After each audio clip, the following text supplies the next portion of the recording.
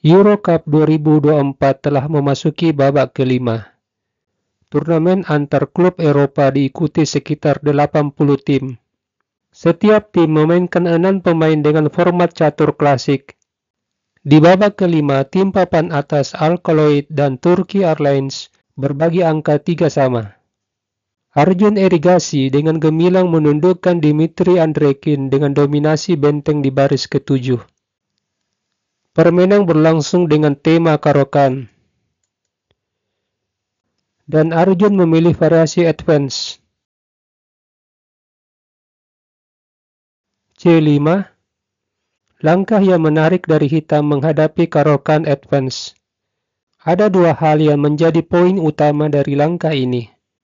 Yang pertama, dengan mendorong pion C5, hitam mempercepat tekanan di sentrum, yang menyebabkan putih harus segera mengambil keputusan, apakah ingin mempertahankan pion D4 atau tidak.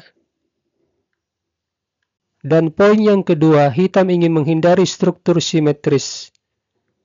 Dengan bermain C5, hitam menghindari struktur yang terlalu pasif yang biasanya terjadi pada Karokan.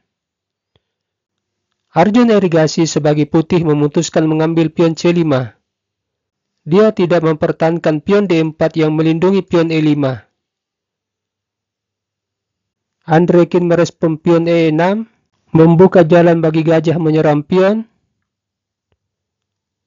A3, sebuah langkah yang didesain untuk menempatkan gajah di main diagonal. Dan ini adalah kelanjutan dari rencana Arjun menghilangkan pion D4, supaya aktivitas gajah gelap di main diagonal lebih berfungsi. Gajah kali pion, kuda F3, Andrekin lalu melepaskan tembakan dengan dorong pion F6, sebagai tanda dimulainya pertempuran di sentrum. Andrekin ingin memanfaatkan formasi pion di sentrum, tapi Arjun Erigasi melihat bahwa kekuatan hitam di sentrum harus dilemahkan. Dan jika Anda bertanya bagaimana strategi Arjun menghadapi situasi ini, kita akan segera menemukan jawabannya. Hal pertama yang dilakukan adalah mengusir gajah dan mengosongkan petak B2 ditempati gajah yang akan memberi tekanan di main diagonal. Setelah gajah mundur, gajah B2, pion A5, sebuah langkah yang tidak konsisten dari Andrekin. Di sini sebaiknya dia melangkah kuda C6, menekan pion E5. Ini merupakan kelanjutan rencana pion F6, menekan di sentrum. Permainan lanjut dengan pion B5, kuda D7, gajah D3, kuda H6, menteri E2, rokade, pion C4. Dan inilah strategi dari Arjun melemahkan formasi pion hitam. Tujuan utama dari langkah ini adalah gajah terang putih memiliki akses terhadap beberapa petak terang di diagonal C4 GD8. Andrekin melangkah kuda F7, pion C kali D, kuda kali pion E5. Kedua pemain lalu melakukan pertukaran dua perwira sekaligus. Sampai di sini posisi terlihat seimbang. Kuda C3, pion E kali D, kuda kali pion. Jika menteri mengambil kuda, gajah C4. Putih memenangkan menteri. Sebab itu Andrekin melangkah gajah C5. Pion mendapat serangan dua kali. Putih rokade, gajah menyerang kuda, kuda mundur, gajah D4, kemudian langkah yang sangat kuat dari Arjun, menteri H5, menekan pion H7. Memaksa hitam dorong pion, dan gajah mengambil pion. Ancaman skakmat di H7. Direspon dengan menteri melindungi pion, gajah E4, sekarang putih unggul dalam jumlah pion. Dan dua pion hitam di H7 dan di E5 berstatus pion isolani. Ini membuat posisi Raja Hitam jadi terbuka dan rentan terkena serangan. Kemudian Andrekin melakukan kesalahan dengan benteng F4. Stockfish menyarankan agar hitam langsung mengambil benteng. Setelah gajah diambil, menteri diadu, sekaligus menekan pion F2. Menteri skak, hitam kembali mengadu menteri.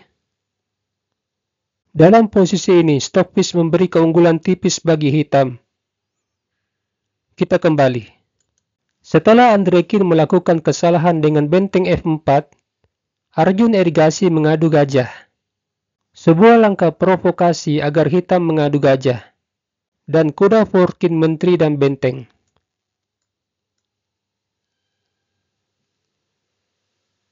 Di sini Andrekin tidak terpancing. Dia menyusung benteng. Benteng E1, Raja H8, pion G3, benteng F6, pertukaran gajah, benteng E2, pion B6, kuda D2, gajah B2, menteri H4, menteri D5, memberi tekanan terhadap pion dilindungi dengan A4, benteng menyerang menteri. Jika pion mengambil benteng, hitam melakukan skak dengan benteng, dan menterinya membatasi ruang gerak raja. Arjun melangkah menteri H6, menteri C4, menteri H5, benteng menyerang menteri, kuda juga menyerang menteri.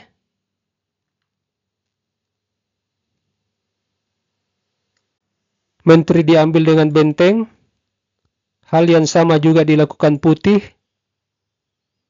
Benteng kali kuda, benteng kali gajah, benteng kali pion, menyamakan jumlah pion. Tapi putih memiliki struktur pion yang bagus di sayap raja. Sekarang giliran putih melangkah. Dan mendapat inisiatif setelah benteng C2. Melepas penjagaan pion B5 demi memperoleh inisiatif di jalur C dengan tujuan benteng di baris ke-7 membatasi pergerakan raja.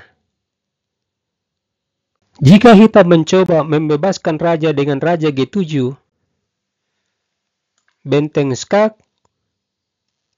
apabila raja tidak ingin terpaku di baris ke-8 dan melangkah raja F6, benteng B7. Pion hitam di B6 bagaimanapun akan jatuh. Pada posisi ini, Andrekin melakukan kesalahan dengan pion E4. Di sini sebaiknya benteng G5. Arjun lalu mengaktifkan benteng yang lain, sebuah koordinasi dua benteng yang akan menekan raja. Andrekin dengan rakus mengambil pion. Benteng C7, ancaman mat di baris terakhir, memaksa benteng bergerak ke jalur G. Arjun mengusir benteng dengan pion. Bagaimanapun pion harus dilibatkan. Tidak hanya mengusir benteng, tapi juga menekan di sayap raja dan menciptakan pion bebas. Benteng G4 dipilih Andrekin, dan Arjun memainkan trik dengan benteng skak. Memaksa benteng menutup. Setelahnya, putih memberi ancaman mat dengan dua benteng menekan pion. Tentu saja benteng harus memberi ruang bernapas bagi raja. Dan sebuah langkah yang pasti, benteng kali pion. Raja G8, benteng D7, kembali memberi ancaman mat di baris terakhir. Raja kembali menepi. Raja G2, benteng B4, Raja H3, benteng G6, pion menyerang benteng, benteng G5, pion H6, benteng B1, pion terus melaju menjepit raja. Situasi ini membuat Andrekin menyerah, sebab adanya ancaman skakmat di baris terakhir, dan benteng tidak bisa menutup sebab adanya pion di H7.